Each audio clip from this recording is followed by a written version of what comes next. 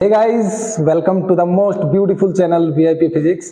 प्यारे बच्चों, आज हम 12th क्लास स्टार्ट करने वाले हैं और सीबीएसई जो है ना बेसिकली कॉन्सेप्चुअल क्वेश्चन पूछती है।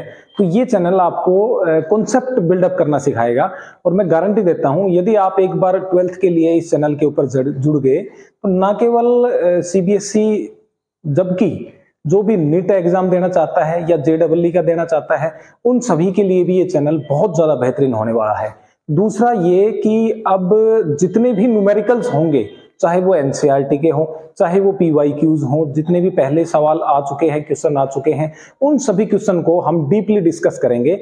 मैं कोशिश करूंगा कि इस चैनल से जुड़ने के बाद आपको कोई दिक्कत ना आए, ऐसी मैं आपसे कामना करता हूं। और साथ ही हम इस चैनल के ऊपर बहुत सारी चीजें करने वाले हैं। ओके, तो आज से हम अपना 12th का चैप्टर स्टार्ट करने वाले हैं और पहला जो चैप्टर है इलेक्ट्रोस्टैटिक यूनिट का वो है electric charge and field. Electric charge and field. तो बच्चों देखो, तो चलिए शुरू करते हैं। सबसे पहले इसमें ना हम चार्ज के बारे में पढ़ेंगे।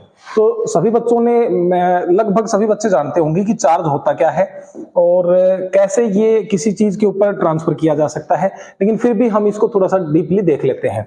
तो चार्ज जो है ना वो किसी भी मैटर की एक प्रॉपर्टी है जो फोर्स जो है ना क्रिएट करती है किन्हीं भी दो ऑब्जेक्ट के बीच में। ठीक है, कोई भी दो ऑब्जेक्ट के बीच में फोर्स जो है वो क्रिएट हो रही है, वो एक मैटर की प्रॉपर्टी चार्ज कहलाती है। अब देखो, चार्ज कितने प्रकार के होते हैं? दो प्रकार के होते हैं। एक तो पॉजिटिव चार्ज होता है और दूसरा कौन सा चार्ज होता है? नेगेटिव चार्ज होता है। तो बच्चे, जो पॉजिटिव चार्ज होते हैं वो दोनों एक दूसरे को हमेशा क्या करेंगे? रिपेल करेंगे, यदि दोनों पॉजिटिव है। इसी प्रकार दोनों नेगेटिव हैं तो वो भी एक दूसरे को क्या करेंगे? वो रिपेल करेंगे। लेकिन यदि एक पॉजिटिव चार्ज है और दूसरा नेगेटिव चार्ज है तो ये दोनों एक दूसरे को आपस में क्या करेंगे? अट्रैक्ट करेंगे। कुल मिला के सेम चीजें, जैसे मान लीजिए घर में दो भाई हैं, वो आपस में हमेशा लड़ते रहते हैं। कई बार हमने ये भी देखा है दो बहनें हैं, वो भी आपस में लड़ती रहती हैं। तो बेसिकली होता क्या है कि दो सेम चीजें होती हैं वो आपस में एक जगह रह नहीं सकती। ठीक है, चाहे वो दोनों पॉजिटिव हो, चाहे वो दोनों कैसे हो बच्चे? नेगेटिव हो। ओके, अब देखिए इनकी कुछ प्रॉपर्टीज हैं, तो हम प्रॉपर्टीज के बारे में डिस्कस कर लेते हैं। There exist only two type of charge, namely first is positive, दूसरा नेगेटिव। ये हम आपको बता चुके हैं। दूसरा ये बात है कि like charges repel each other, जो सेम चार्ज होंगे वो एक दूसरे को रिपेल करेंगे और जो अनलाइक चार्ज होंगे वो एक दूसरे को क्या करेंगे? अट्रैक्ट। जैसे मान लीजिए एक पॉजिटिव है और एक नेगेटिव है तो ये एक दूसरे को क्या करेंगे? अट्रैक्ट करेंगे। तीसरा देखो, charge is a scalar quantity. Charge कैसी क्वांटिटी है बच्चे? स्केलर क्वांटिटी है। अब स्केलर क्वांटिटी क्या होती है बताओ? वो क्वांटिटी जिसका सिर्फ और सिर्फ मैग्नीट्यूड होता है। जिसका सिर्फ और सिर्फ क्या होता है? मैग्नीट्यूड होता है, कोई भी डायरेक्शन नहीं होती, तो ये एक स्केलर क्वांटिटी है। Charge is additive in the nature. Additive का मतलब ये होता है कि सभी प्रकार के चार्जेस को हम सम कर सकते हैं। जैसे मान लीजिए ये एक बॉडी है, इसके ऊपर प्लस में 3 कूलम चार्ज है, दूसरी बॉडी है इस पे 5 कूलम चार्ज है, तीसरी बॉडी है इस पे 8 कूलम चार्ज है। अब टोटल हमसे पूछा जाए तो हम इनको क्या कर सकते हैं? बोलो, प्लस कर सकते हैं। तो 5 और 3 8 और 8 और 16, तो 16 कूलम जो है चार्ज हो जाएगा। ये चार्ज की एक प्रॉपर्टी है जिसको हम एडिटिव नेचर बोलते हैं। ठीक है, तो जैसे ये था 8c + 5c - 3c, यदि हम यहाँ पर -8c लेके चलते तो भी ये ऐड होगा, तो 5 और 3 8 में से 8 गया तो कितना आ जाएगा? 0 आ जाएगा। और चार्ज इज क्वांटाइज। इस क्वांटाइज के बारे में भी हम थोड़ा सा डीपली डिस्कस करेंगे थोड़ी बहुत देर बाद में। तो अब आगे बढ़ते हैं। देखिए, सबसे पहले हम बात करेंगे कंजर्वेशन ऑफ चार्ज।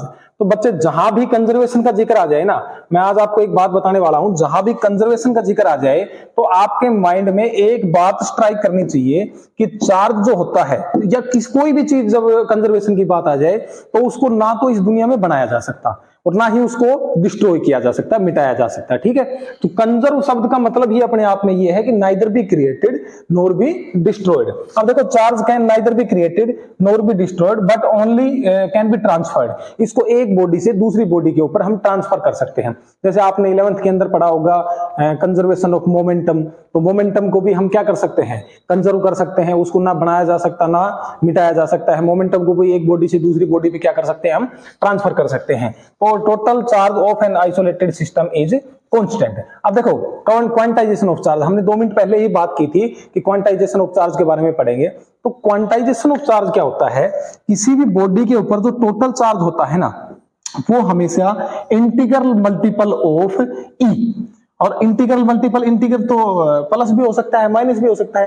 अरे बताओ इंटीजर कहां से कहां तक होते हैं, इन्फिनिटी से -3, -2, -1, 0, 1, 2, 3 एंड सो ऑन कहां तक चलते हैं, ये इन्फिनिटी तक चलते हैं। तो क्वांटाइजेशन ऑफ चार्ज में बेसिकली Q को हम यहां पर Ne ना लिख के प्लस माइनस Ne लिखेंगे, इसलिए Q is equal two plus minus Ne। इसके ऊपर छोटे छोटे बहुत सारे न्यूमेरिकल हैं, आप लोगों ने पहले 10th क्लास में भी किए होंगे या 9th में भी किए होंगे।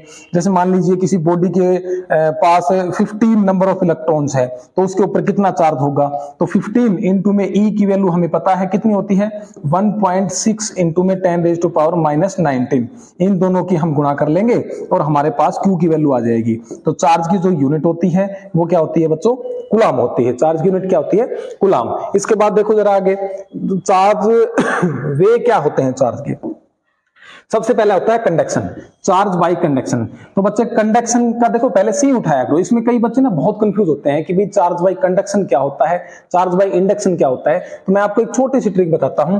कंडक्शन में पहला वर्ड क्या आ रहा है, सी, और सी का मतलब होता है कॉन्टैक्ट। सी का मतलब क्या होता है, कॉन्टैक्ट। तो जब भी किसी चार्ज्ड बॉडी को किसी या तो अनचार्ज बॉडी के साथ कॉन्टैक्ट में लाया जाए और इस प्रकार उस बॉडी को चार्ज कर दिया जाए, तो हम उसको क्या बोलेंगे, चार्जिंग बाय कंडक्शन।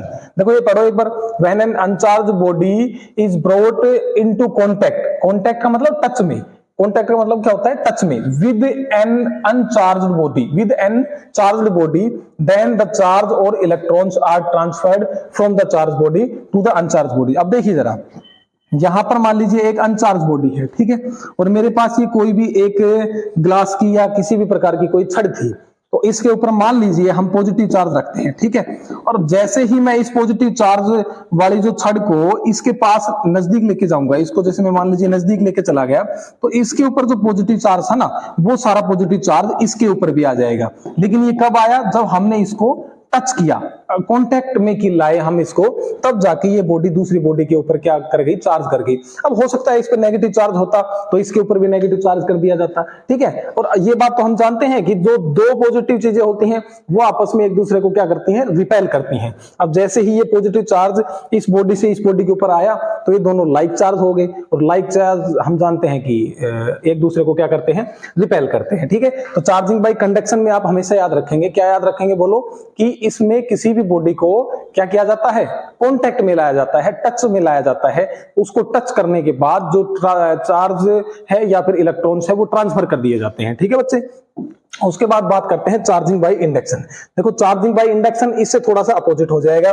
उसमें हम क्या बोलेंगे, इसमें बिना टच में लाए एक बॉडी से दूसरी बॉडी पे जब हम चार्ज ट्रांसफर करते हैं या इलेक्ट्रॉन का ट्रांसफर करते हैं और उस वजह से वो बॉडी दूसरी वाली चार्ज हो जाती है, तो उसको हम क्या बोलेंगे, charging by induction. Charging by क्या बोलेंगे, इंडक्शन। कंडक्शन में टच करना पड़ेगा। अब देखिए जरा, मान लीजिए एक ये बॉडी है जिसके ऊपर हमें नहीं पता कैसा चार्ज है, दूसरी एक बॉडी थी जिसके ऊपर पॉजिटिव चार्ज था।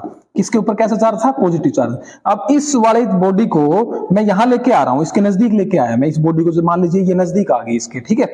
नजदीक आने के बाद बिना टच किए, अब देखो इसमें स्पेस है, इसको बिना टच किए जब इसके ऊपर चार्ज ट्रांसफर हो जाए, मान लीजिए नेगेटिव हो गया, अगर इसके ऊपर कोई चार्ज नहीं था, ये न्यूट्रल बॉडी थी और ये बॉडी इसके नजदीक आई और ये दोनों आपस में एक दूसरे को अट्रैक्ट कर रहे हैं, तो इसके ऊपर कौन सा चार्ज डेवलप हो जाएगा, नेगेटिव। या हम ये भी कह सकते हैं कि इसको बिना टच में लाए, इसके ऊपर पॉजिटिव चार्ज था और इसको यहां से यहां पे ट्रांसफर कर दिया जाए, तो और यहां पर भी मान लीजिए पॉजिटिव चार्ज हो गया, तो हम क्या कह सकते हैं कि ये चार्जिंग बाय इंडक्शन है। तो ये मैंने जो लिख रखा है ये आप एक बार पढ़ लेना कि किसी भी बॉडी को टच नहीं किया जाएगा। बिना टच किए यदि हम एक बॉडी से दूसरी बॉडी पे इलेक्ट्रॉन का ट्रांसफर करते हैं या चार्ज ट्रांसफर करते हैं, तो वो चार्ज बाय क्या कहलाता है बच्चे, इंडक्शन कहलाता है। अब देखो जैसे ये देखते हैं, ये छोटा अच्छा एग्जांपल है और इसके बारे में थोड़ा सा आप ध्यान से देखना।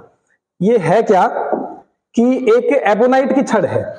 एबोनाइट के बारे में पता है किसी को? एबोनाइट बेसिकली नेचुरल रबड़ के अंदर सल्फर मिलाया जाता है। 25% सल्फर को जब हम मिला के उसको गर्म करें और उसको दूध में मिलाएं तो हमें एबोनाइट धातु मिलती है।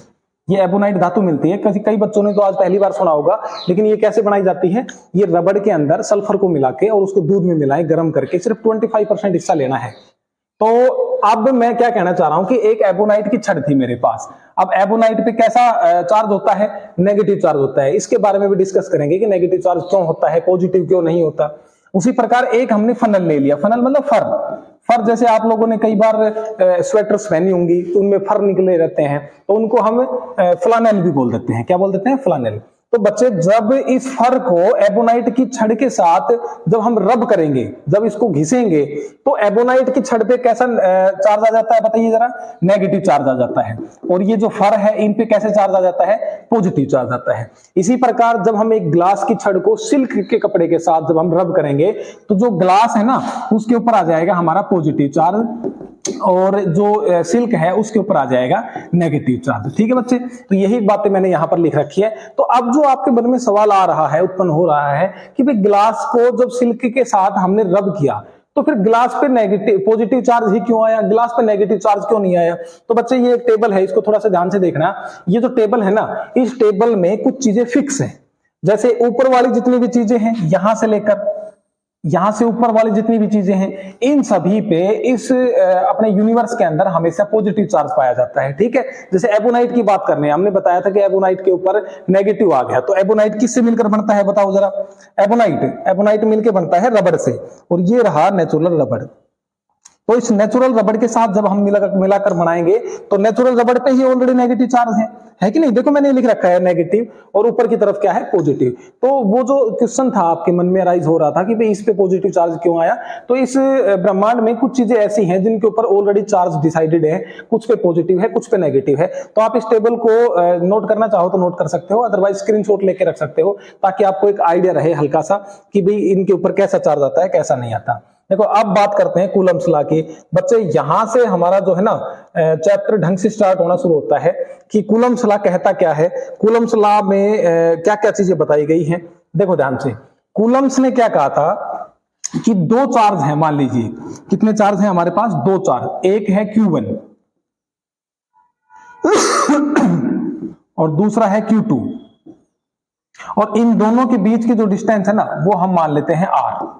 वो कितनी मान लेते हैं बताइए? R मान लेते हैं। तो कूलम्स ने हमें यह बताया था कि जो फोर्स होती है वो डायरेक्टली प्रोपोर्शनल होती है दोनों चार्ज की गुणा के, दोनों चार्ज की गुणा के। तो the force between two charge is directly proportional to the product of these two charges.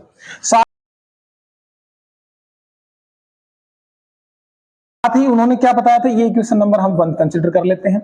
साथ ही उन्होंने हमें बताया था कि जो फोर्स है वो इनवर्सली प्रोपोर्शनल होती है the square of distance between them.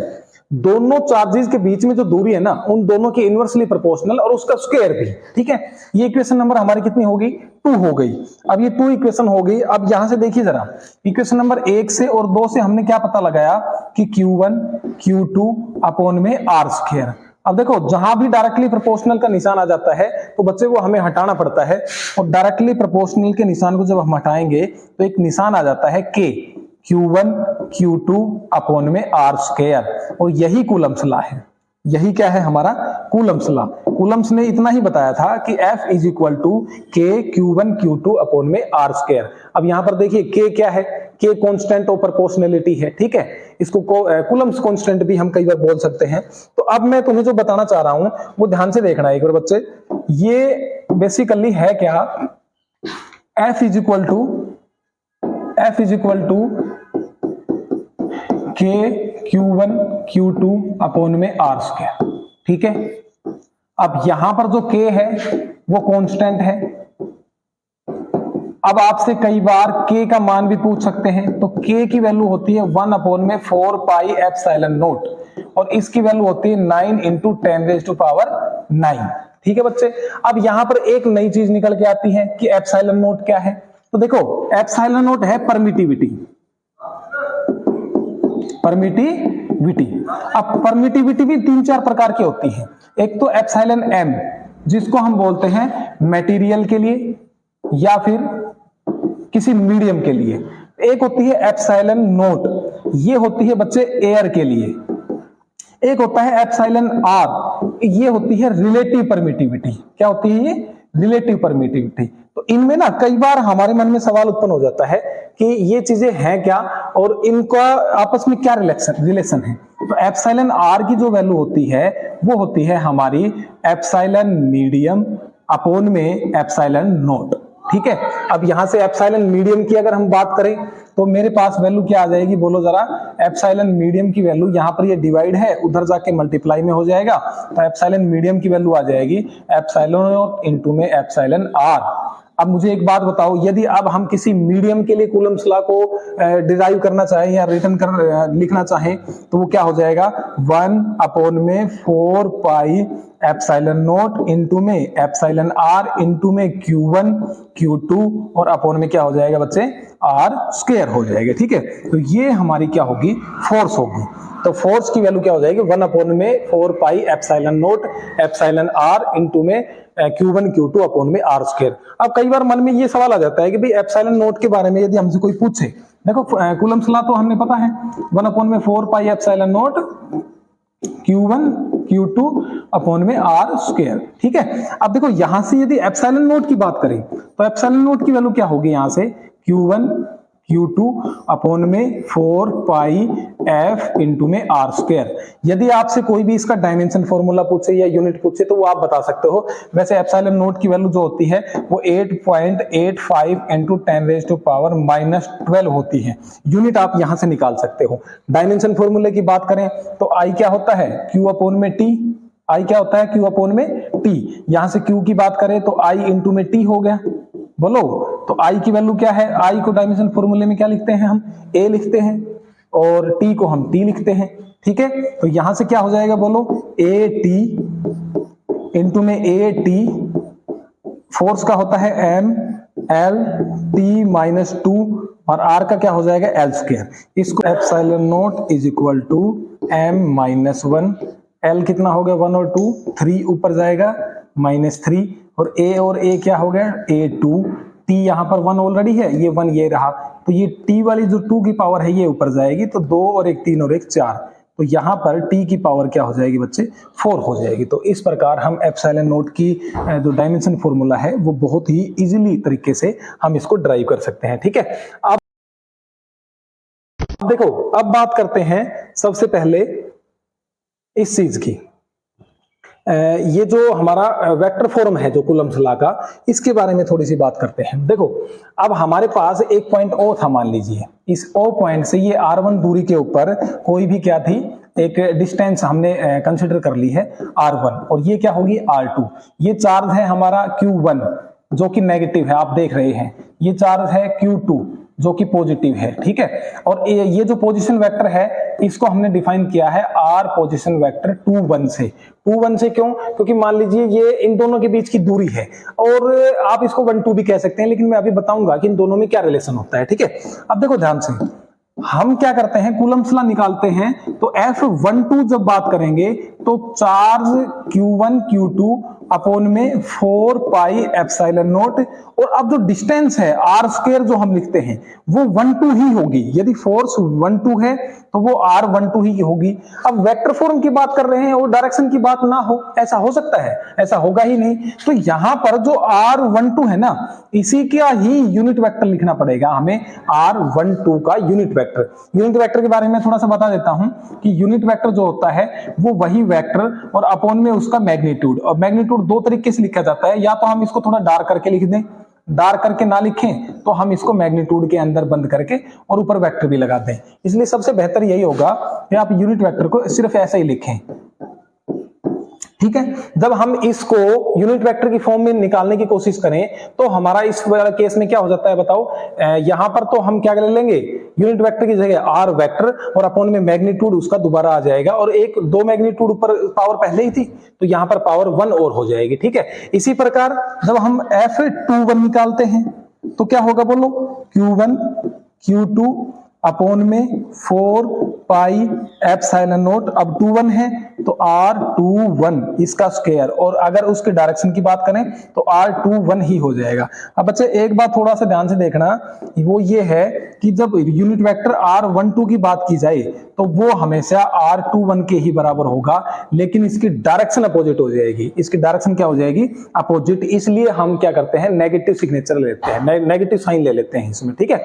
अब देखो यहां पर, ये देखो जरा, F12 और F21 दोनों बराबर ही तो हैं, बस यूनिट वेक्टर का फर्क हो रहा था। तब जब यूनिट वेक्टर का फर्क हो रहा था तो हम यहां से क्या देखते हैं कि F12 की जो वैल्यू है वो F21 के ही बराबर आ गई, लेकिन नेगेटिव के साथ। तो कूलम्स लॉ वेक्टर में हमने न्यूटन्स का थर्ड लॉ भी देख लिया।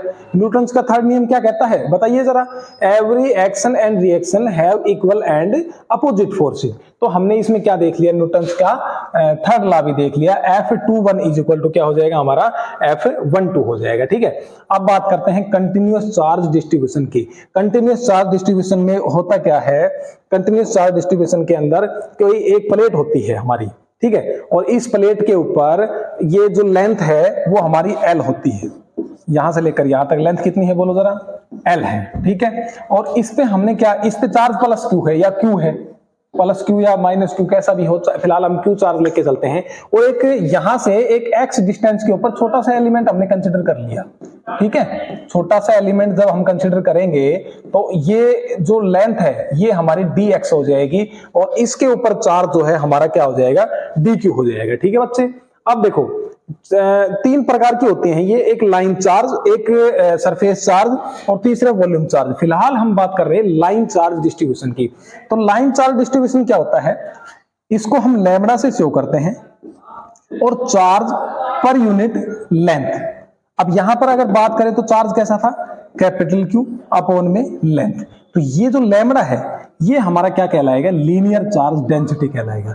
ये क्या कहलाएगा, लीनियर चार्ज डेंसिटी कहलाएगा। और ये थोड़ी लाइन पढ़ लेना कि when the charge is non uniformly distributed over the length of a conductor it is called linear charge distribution, it is also called linear charge density and is denoted by the symbol lambda, ठीक है। और इसकी unit की अगर बात करें तो बताइए जरा, चार्ज की कितनी होती है, कूलम, लेंथ की क्या होती है, मीटर। तो लैम्बडा की यूनिट क्या होगी हमारे पास, C अपॉन में M, C अपॉन में M हो जाएगी, ठीक है। अगली बात करते हैं सरफेस चार्ज डेंसिटी और वॉल्यूम चार्ज डेंसिटी की। सरफेस चार्ज डेंसिटी को हम सिग्मा से डिनोट करते हैं। किससे डिनोट करते हैं, सिग्मा से। अब वहां पर लेंथ की बात थी, क्योंकि एक सिंगल हमने रोड ले रखी थी। यदि यहां पर हम कोई सीट ले लें तो इस सीट में तो कोई भी इसकी जो एरिया होगा वही डिस्ट्रीब्यूटेड होगा।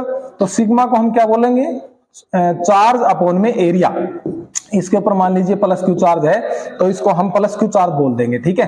तो चार्ज अपॉन में एरिया। और इसकी अगर यूनिट की बात की जाए तो कूलम अपॉन में एरिया की क्या होती है, मीटर स्क्वायर, ठीक है। उसी प्रकार वॉल्यूम चार्ज डेंसिटी की बात की जाए तो वॉल्यूम के लिए बच्चे हम क्या करेंगे, एक क्यूब बनाएंगे। हम क्या करेंगे, एक क्यूब बनाएंगे, और इस क्यूब की कोई ना कोई तो भुजा होगी। जैसे मान लीजिए A है, ये एक प्रकार का घन है, तो इसका जो वॉल्यूम है वो क्या होगा, A क्यूब होगा।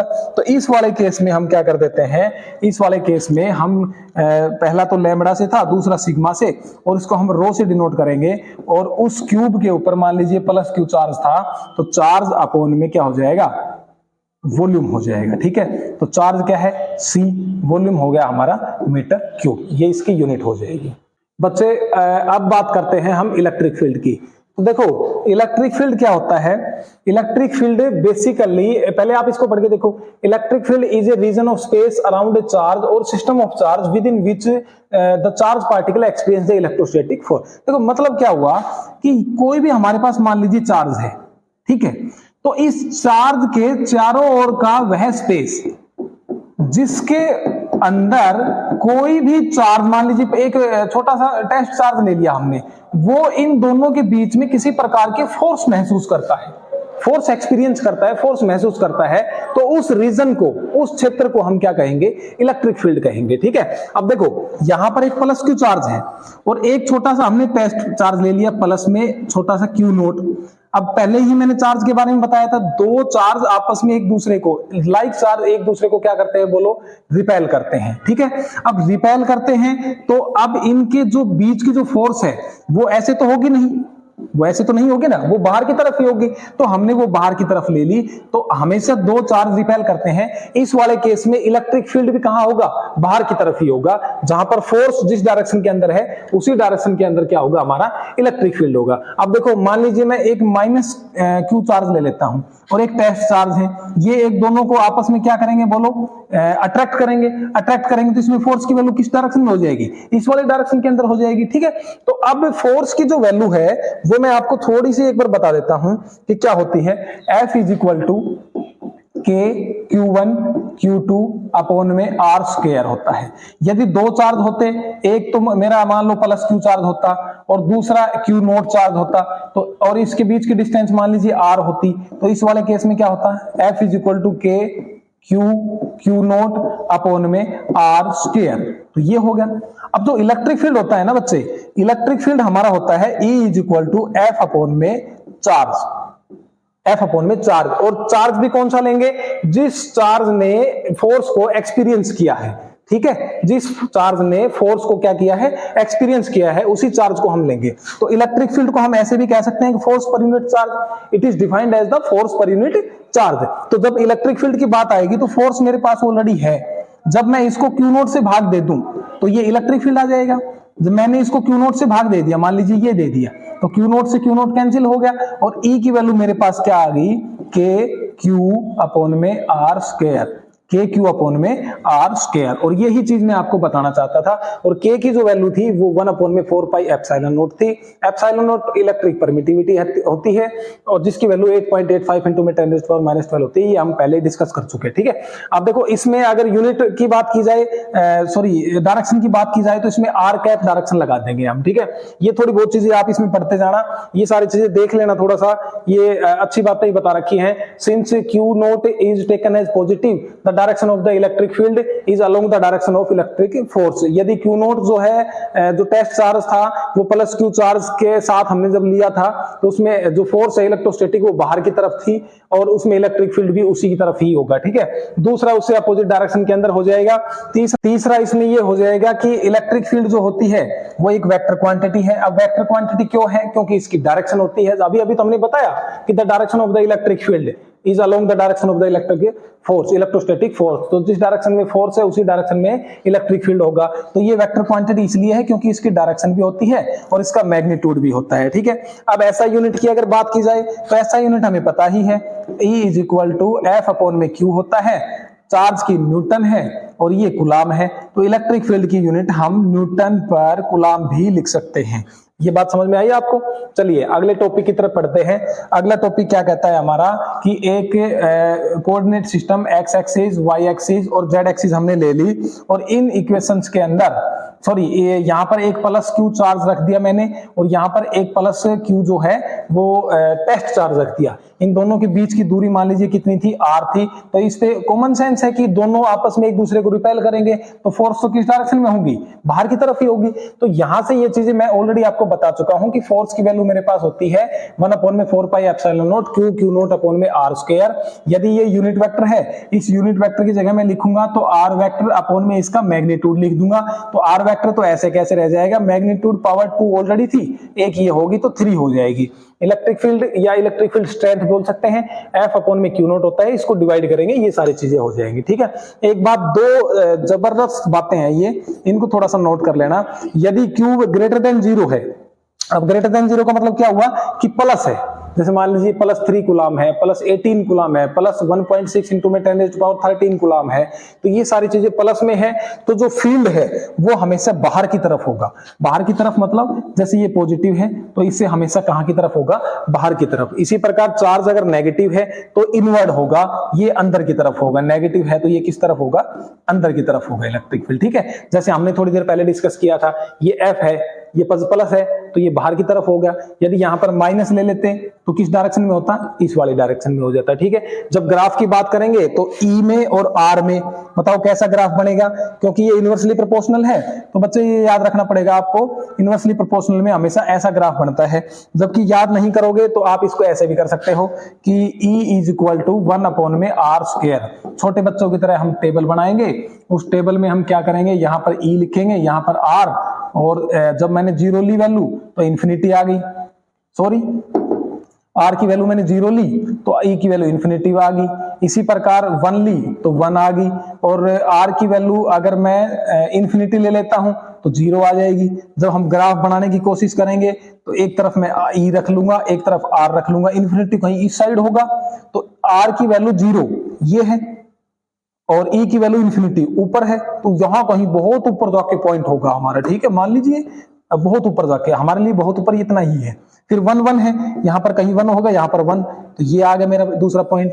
और तीसरा पॉइंट क्या है, आर की वैल्यू क्या है, इन्फिनिटी, इन्फिनिटी मतलब इस पे बहुत दूर होगा, मान लीजिए हमारा बहुत दूर इतना है, और ई की वैल्यू 0 है तो लगभग 0 है, तो ये एक पॉइंट हो गया। जब हम इसको बनाएंगे, ग्राफ को खींचेंगे, तो मेरे पास ये वाला ग्राफ बन के आएगा। तो जब भी इनवर्सली प्रोपोर्शनल की बात आई तो आप याद रखना कि ये वाला ग्राफ आपको बना के आना है, ठीक है। को शेट ठोक दीजिए, महाकाल का दबा कर लाइक और शेट ठोक दीजिए, 5000 लौटे दिख जाना चाहिए। ये 4000 के लिए मैं यहाँ पे नहीं खड़ा हूँ।